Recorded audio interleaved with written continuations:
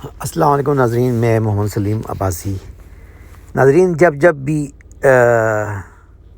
موجودہ حکومت کے خلاف کوئی محاذ بننے لگتا ہے تو اس محاذ کو چپ کروانے کے لیے فوجی عدالتوں میں بھیجنے کے خواب دیکھے جاتے ہیں۔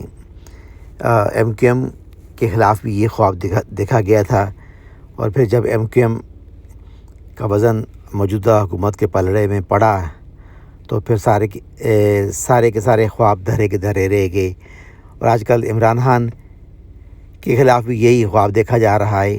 اب سویلین کے جو مقدمات ہیں وہ فوجی عدالتوں میں چلائیں، بے شک چلائیں، مگر ان لوگوں کے مطالبات فوجی عدالتوں میں چلائیں جو 9 مئی کے واقعات میں ملوث ہیں اور سیکورٹی اداروں سے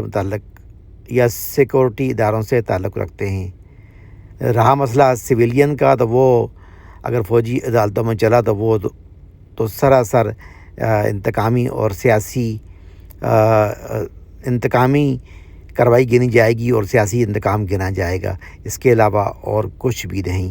تو اگلی ویڈیو تک آپ سے اجازت، میری طرف سے السلام علیکم اور خدا حافظ۔